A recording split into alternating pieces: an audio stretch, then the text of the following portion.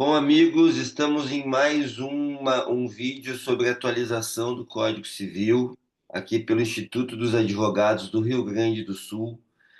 Dessa vez estou eu, Arnaldo Rosário Filho, diretor do Departamento de Direito Civil, e o doutor Alexandre Valente Celistre, diretor adjunto do Departamento de Direito Civil. Estamos juntos para tratar do parágrafo único do artigo 394, ou melhor, da proposta de atualização do parágrafo único do 394. Uma proposta profunda, tem a ver com boa-fé, tem a ver com autonomia privada. Alexandre, vou pedir que tu comece então a explicar o que que vai mudar, como que vai passar a ser e por que isso é importante para nós. Obrigado, querido. É uma grande satisfação para mim aceitar esse teu convite, irmão, para participar novamente.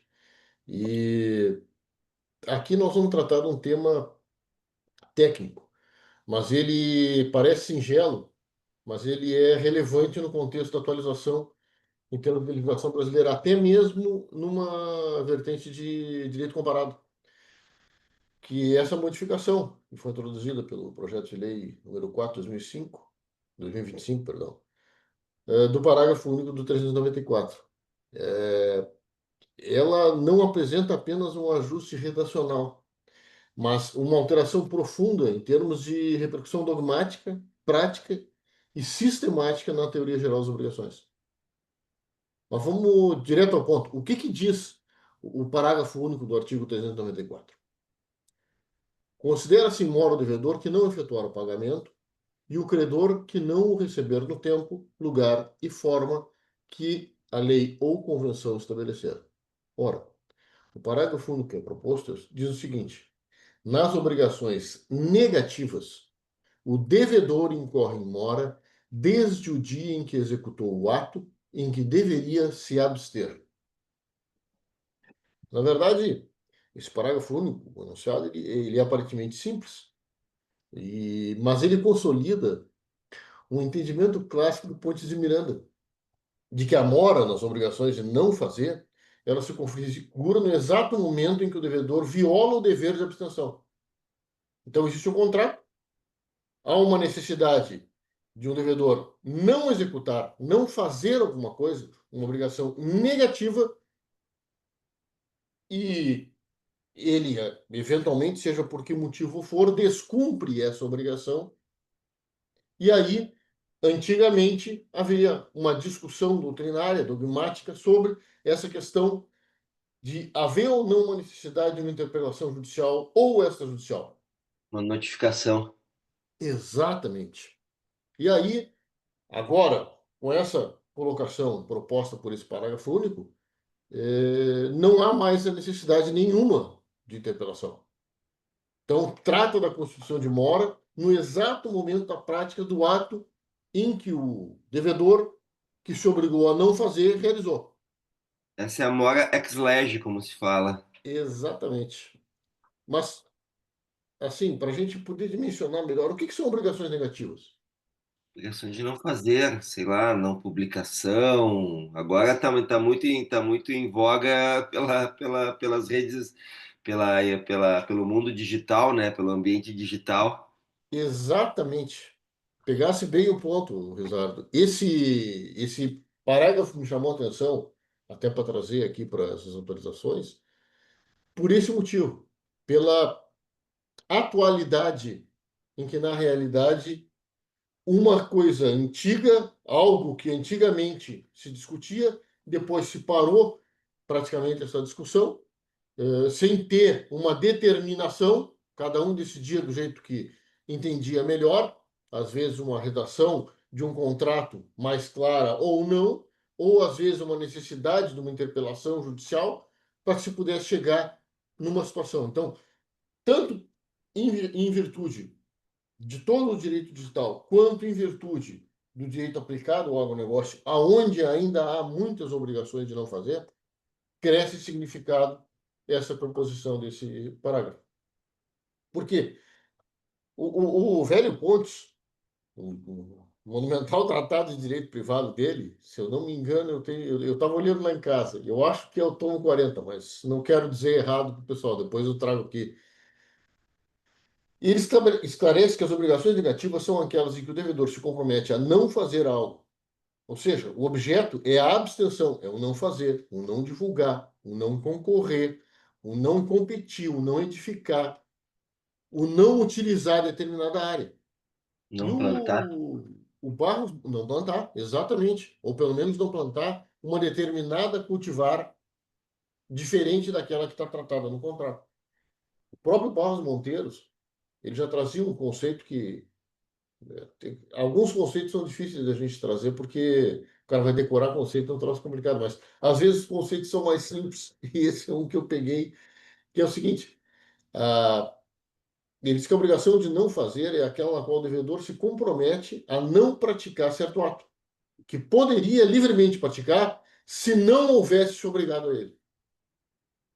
Então aqui entra de uma forma bem simples, mas muito objetiva, o que são as obrigações negativas. E Sim, elas vinham recebendo pouca atenção do legislador brasileiro. Na verdade, são compromissos que impõem uma omissão voluntária. sim, O simples ato praticado em contrariedade à obrigação já implica em inadimplemento, segundo essa teoria do Ponte Miranda, e agora esclarecida de uma forma solene pela proposta do parágrafo único. claro. Então, ela traz Mas, efeitos imediatos, mesmo que sim, essa violação seja parcial ou pontual. Então, independente de ser contrato ou não, até, né? Pode não pode ser um exatamente, negócio jurídico diferente de contratos, né? exatamente, claro, também, inclusive. Depois aqui até eu vou trazer alguns exemplos. Mas, assim, exemplos fáceis de a gente idealizar. A cláusula de não concorrência. Pega lá um distrato de sociedade, um contrato de trabalho. Ou um contrato de franquia mesmo. Um contrato de franquia, exatamente. Ao comprometimento de não concorrência, de não competir. Então, quando sai um ex-sócio, um ex-franqueado, que se compromete a não abrir ou a não trabalhar em uma empresa concorrente por um determinado período de prazo ou em um determinado, uma circunscrição, uma certa região.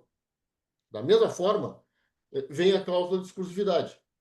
Um contrato de representação comercial, um contrato de Claro. distribuição. Qual é a obrigação negativa? O distribuidor, o representante, se obriga a não representar ou a não distribuir determinados produtos concorrentes. E há Mas, uma situação. mas Fala, fala. doutor Alexandre, uma questão até para puxar com o nosso curso de Teoria Geral dos Contratos que a gente está ministrando pela EDOC. Naqueles contratos, né, e quando se fala em obrigação de não fazer, se pensa muito naquele contrato que a obrigação principal é um não fazer. Mas naqueles complexos contratuais, como a própria franquia, né, o próprio contrato de representação, como tu trouxe exemplo, em que a maioria das obrigações ela não se encontra explicitada no instrumento escrito do contrato porque é impossível de fazer. Vejam bem, uma relação, um contrato de 10 anos, como que eu vou botar todas as obrigações como cláusula? Não tem. Então, Claro. essas obrigações de não fazer está implícita e decorrem, na verdade, da boa-fé. Tranquilamente que sim, sem sombra de dúvidas. Se encaixa aí E, também. e essa questão das obrigações negativas não estarem como objeto principal do contrato, mas estarem clausuladas, ela também tem um outro exemplo que é muito fácil de identificar, Arnaldo. A cláusula de confidencialidade, um acordo de confidencialidade, os NDAs, os Non-Disclosure Agreement. O que que acontece? Uma parte se compromete a não divulgar alguma informação sigilosa da qual ela teve acesso. Isso também é muito comum em pré-contratos ou principalmente em contratos de propriedade intelectual. Aqui entra a questão do direito digital matando. Então, a contratada obriga-se a não divulgar qualquer informação técnica, comercial ou estratégia da contratante por um determinado período. Então, e às vezes, isso é inclusive é algo que traz uma ideia implícita. Eu nem contratei, eu estou fazendo um pré-contrato, mas eu preciso de uma cláusula de confiabilidade para poder te abrir algo que eventualmente vai desmanchar o meu negócio, caso isso venha a público. Ou claro, pelo menos vai me prejudicar uma situação de sucesso imediato, se por acaso ela for descumprida. É a mesma coisa também de uma cláusula de não aliciamento, que é um contrato entre uma empresa e, por exemplo, um ex-funcionário, em que as partes contratantes se comprometem a não aliciar, não contratar, não tentar contratar funcionários ou clientes da outra parte. claro. Então, é um outro exemplo bem fácil assim da gente perceber. E na questão do direito aplicado ao agronegócio, a proibição de cessão, ela também é muito aparente. Essa cláusula, ela, por exemplo, um contrato de locação, o locatário se compromete a não ceder o imóvel para um terceiro, a não fazer uma sublocação. Isso, no setor do agronegócio, tem uma força bárbara. Por quê?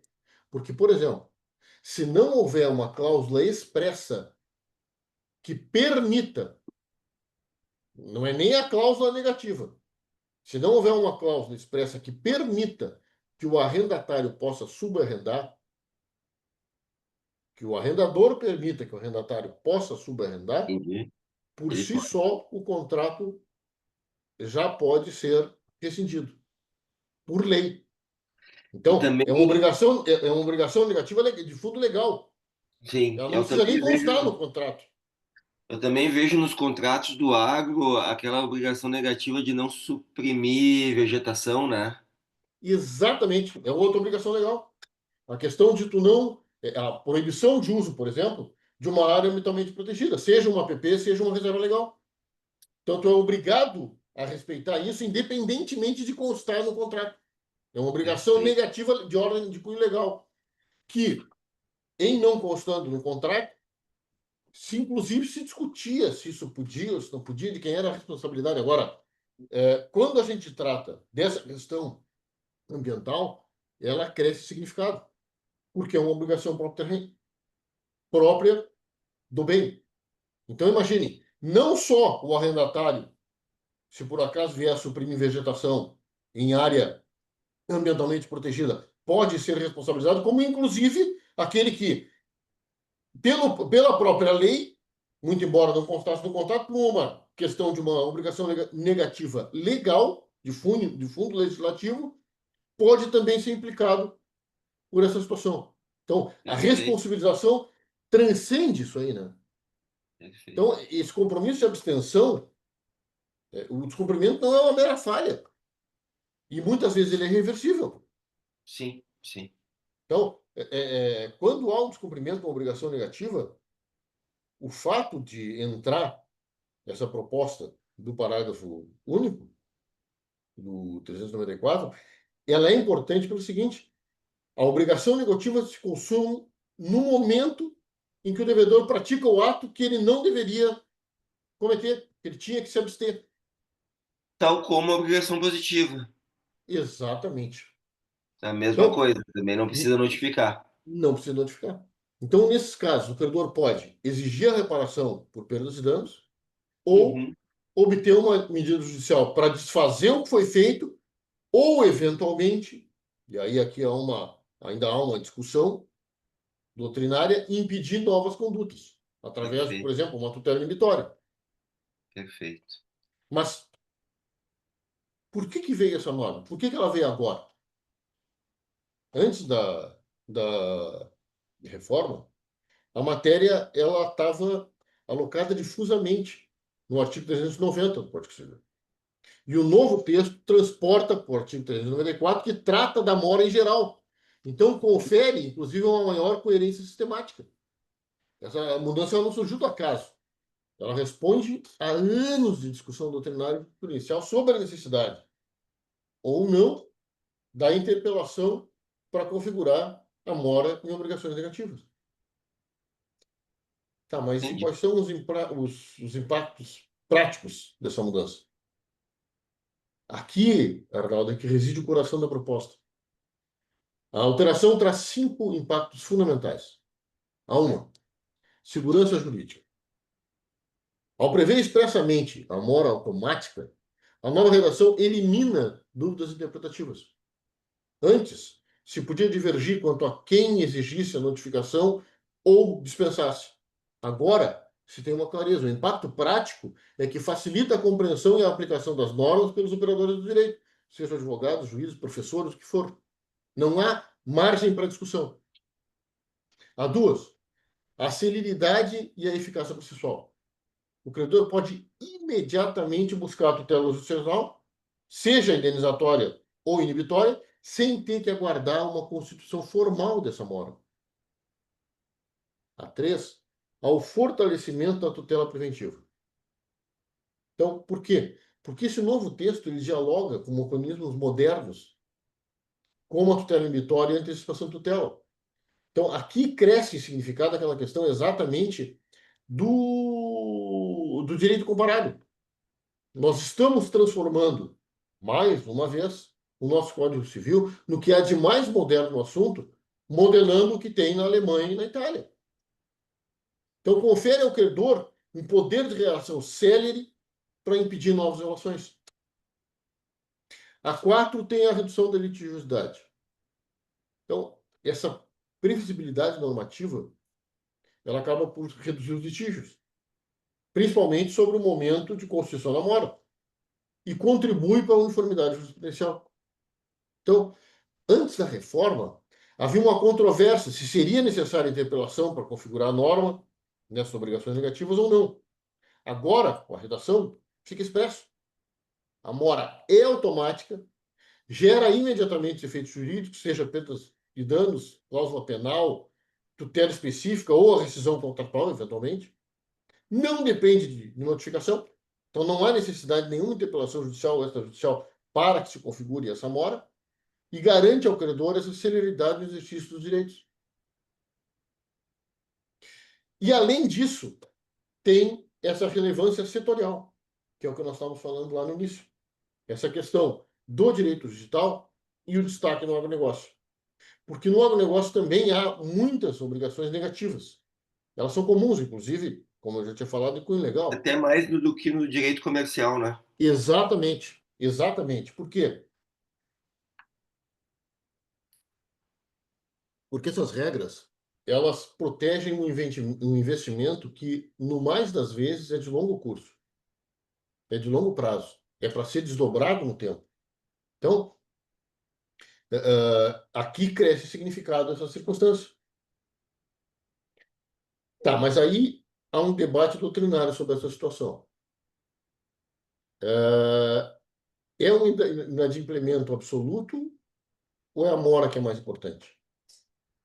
Porque esse ponto ainda pode, mesmo com essa circunstância do parágrafo único, vir a ser discutido. Acho que depende da obrigação, né, Alexandre? Também, Afinal, Arnaldo, mas eu estudando aqui, eu recebi um insight, algo que me esclarece essa situação. Porque fale. assim, ó, o ponto debatido é se essa violação de uma obrigação negativa gera mora ou inadimplemento absoluto, tá? Sim, Autores como Augustinho Alvim ou Orozimo Donato entendem que, havendo a violação, ela não admite purgação. Ou seja, se se praticar o ato proibido, o inadimplemento é total e irreparável, porque eles consideram que o cumprimento não tem como ser parcial. Tá? Já o Ponte de Miranda, ele tinha uma posição mais flexível nesse sentido, porque ele sustentava que, no caso das obrigações contínuas, haveria um espaço para uma purgação na mora futura.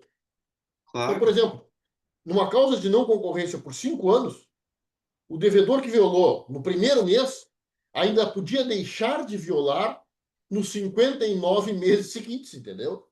E pagar uma indenização, uma multa. Claro, exatamente. Proporcional.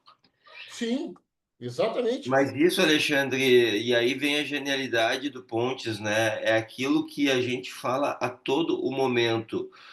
Se o jurista não souber distinguir a espécie de obrigação e o tipo de negócio que ela tá inserida, Uma coisa é uma obrigação num negócio bilateral imediato, como uma compra e venda, uma prestação de serviço.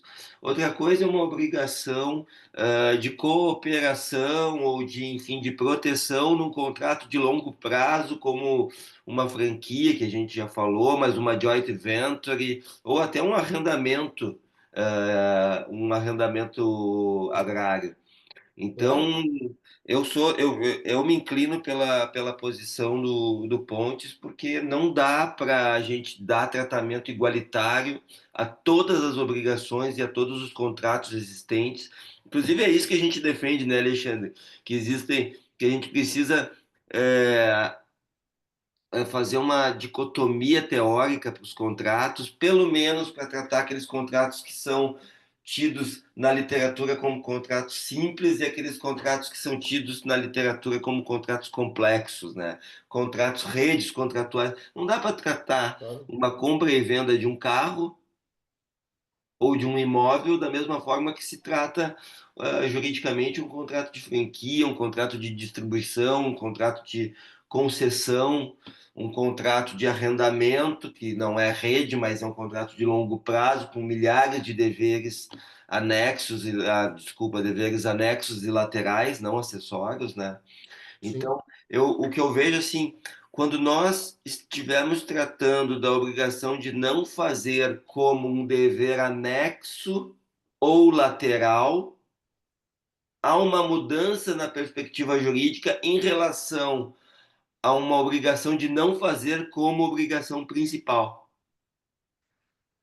exatamente. né? Exatamente. Aí a gente tem um tratamento jurídico diferente lá naquela aquela classificação das obrigações que a Judite traz, obrigação principal, obrigação acessória da principal, que não tem vida autônoma, depois obrigação anexa e obrigação lateral, que são obrigações autônomas à obrigação principal, e muitas vezes podem se tornar obrigações principais de determinados contratos. E Aí pode acabar rescindindo o contrato.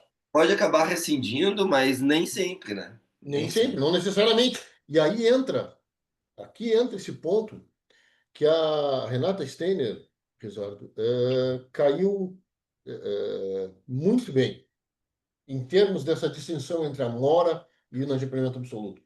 Ela achou uma solução que eu tenho, no meu conceito, fundamental, que ela não pode ser deduzida da natureza do ato violado, mas sim do interesse do credor.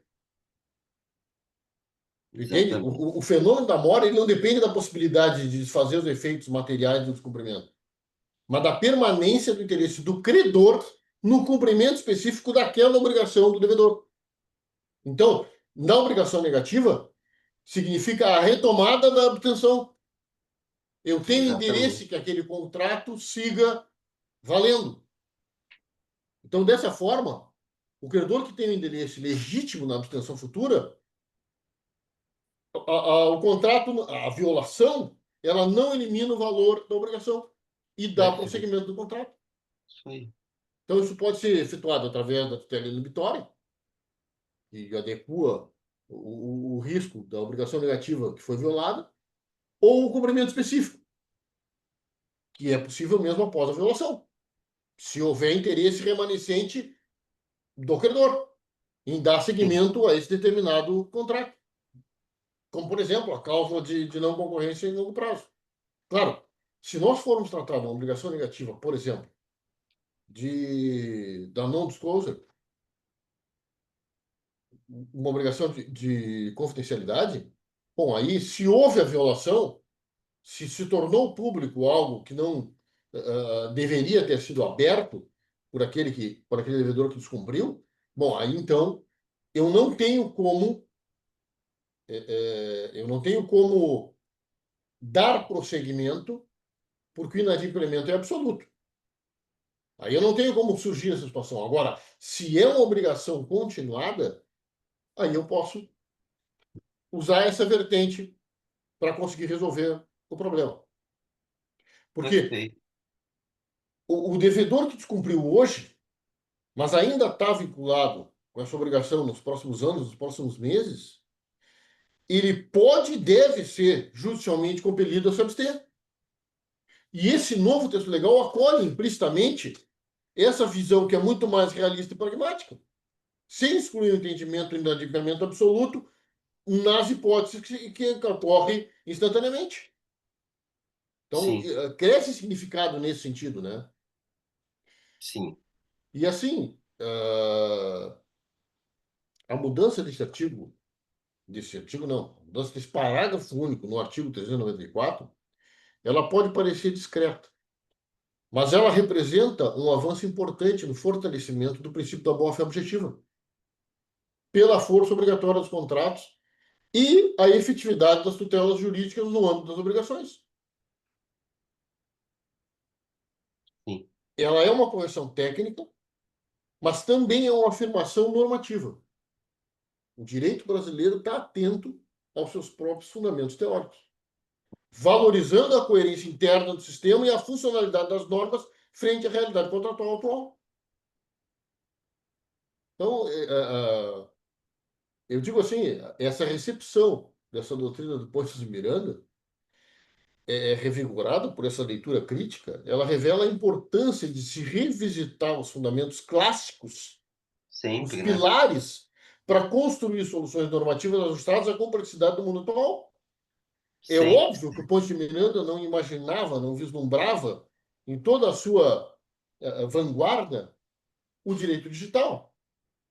Sequer existiam computadores portáteis à época, mas a gente consegue adaptar aquela visão fantástica que ele tinha para resolver um problema da realidade atual. Isso me deixa assombrado, assim. Alexandre, eu acho que antes de encerrar, só uma questão que a gente precisa trazer, né? Porque a lei é perigosa, né? E principalmente nessas relações duradouras que tu trouxeste, que são muito comuns dentro do ambiente agrário e também a partir da primeira revolução se torna muito comum dentro do direito empresarial, os contratos de longo prazo, contratos complexos, redes contratuais, é que com a ausência da necessidade de notificação, abre-se uma porta para suprécio. E aí, quem não reclamou aceita a situação como comum. E aí cria um complicador a mais na cabeça do contratante e do seu advogado. Afinal de contas, se notifica, se notifica para quê? Né? Se tu não vai notificar e tu não e é um não fazer que não leva à resolução do contrato obrigatoriamente e tu deixa de notificar, né? Tu não vai entrar com uma ação judicial para cobrar multa, tu está no meio de uma relação, tu não notificou, entrou a suprécio. Bicho de sete cabeças entra aí, né? Então eu acho que a gente não esquece da notificação, a gente tem essa forma de regular uma operação dentro do âmbito privado sem o judiciário, através de notificações e cartas, né? E eu acho que talvez, né? E talvez não, muito provavelmente, pelo que eu conheço da literatura e dos teóricos que nós temos aí, talvez esse não fazer e esse parágrafo único tenha sido pensado apenas para aqueles casos em que o não fazer gera um inadimplemento absoluto. A gente continua sem talvez um regime jurídico para o não fazer que gera um inadimplemento parcial. Então, Muito bem posto, Arnaldo, muito bem posto. Realmente, concordo contigo. Há uma configuração bem interessante no que tu está trazendo. e aí Muito entra a interessante. Supreste. Mas talvez a gente Muito escreva interessante. sobre isso então, Mas, Alexandre. olha aí. Mas há um ponto naquilo que a Steiner trouxe que não deixa de ser, Arnaldo. E, quando ela quando ela põe o interesse do credor nessa situação entre o inadimplemento absoluto, quando há o ato violado, naturalmente, né? Ou uma constituição de mora, ela, bom, se o cliente não, perdão, se o credor dormiu, é, admitiu aquela possibilidade.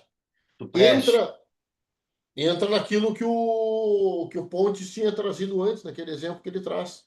Se, por exemplo, o cara descumpriu no primeiro mês dos 5 anos, ele vai ter outros 59 que ele vai ser forçado a se abster, caso o credor tome atitude nesse sentido. Então, dentro dessa perspectiva, eu acredito que talvez a redação não tenha sido a melhor possível nessa circunstância. É difícil abarcar tudo, né, Alexandre? E é Claro, como eu claro, falo, claro. não, é impossível teorizar, né, dentro do direito contratual, uma teoria que sirva para todos os contratos, para todos os tipos de obrigação, né? Claro.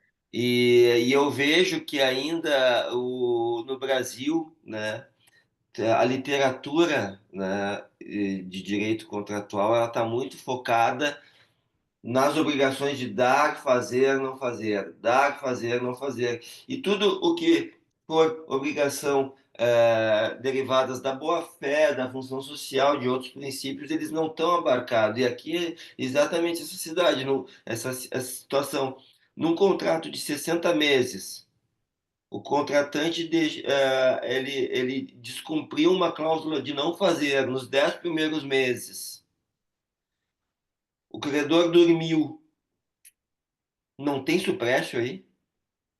Numa Sim, aí é que franquia, por entra, exemplo, num aí é que arrendamento, entra né? exatamente. Então, nesses casos, a notificação é primordial, Ainda é relevante, claro. né? Então, aqui a gente tem no Código Civil lá o 473 que fala das obrigações dos contratos duradouros, né? Então, talvez tenha faltado uma integração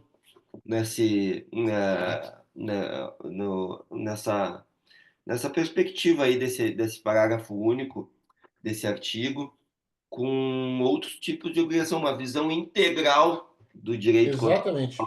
contratual. Mas eu acho que é isso, cara. Eu acho que está perfeito, está ótimo, foi esclarecedor hoje aqui. Acho que acabamos essa conversa com dúvida, e a melhor coisa que tem é quando a gente acaba com dúvida, né? Quando a gente consegue De chegar fato. ao consenso de que a solução não é tão solução assim. E aí nos Mas abre. isso aí traz exatamente, Arnaldo, aquela situação assim, ó. É, a gente tem que aprender a criticar o que está errado, a apontar exatamente os pontos frágeis da legislação mas também, por outro lado, eu não me furto de parabenizar essa Claro, com situação certeza. de um retorno às origens, de trazer algo que o Ponte de Miranda já tratava, sem ter vislumbrado o que nós tínhamos, o direito que se tem hoje. E Claro. assim, claro que tudo isso, é, o melhor seria se o legislador trouxesse um instrumento que fosse o mais claro, eficaz e justo possível para tratar situações concretas com a maior previsibilidade que se possa ter. Agora, nem sempre se consegue. Tanto é por isso que a lei, no mais das vezes, ela está atrasada em relação às mudanças da sociedade que o direito tenta acompanhar. E aí, meu caro, é que entra exatamente os estudiosos, é que entra exatamente os advogados para levantar teses para que a gente possa defender os interesses dos nossos E clientes. os, e os institutos de direito, como é o IARGS, que nos permite, né, fazer essa conversa e levantar essas teses. Alexandre, Perfeitamente. muito obrigado. Estamos juntos aqui como coordenador desculpa, como diretor adjunto do Departamento de Direito Civil, assim como essa conversa que a gente está fazendo junto, vamos fazer muitas mais. Então é isso, pessoal. Daqui a pouco vai ao ar, eu acho que vai ao ar nessa sexta-feira, dia 6 de junho. E muito obrigado aí pelo tempo, pela parceria, pela participação e por estar junto aí comigo nesse Departamento de Direito Civil, do Instituto dos Advogados do Rio Grande do Sul, analisando essa atualização do Código Civil, meu caro. A honra e a satisfação são minhas, né? Que a gente dê prosseguimento. Vamos por mais. Muito obrigado.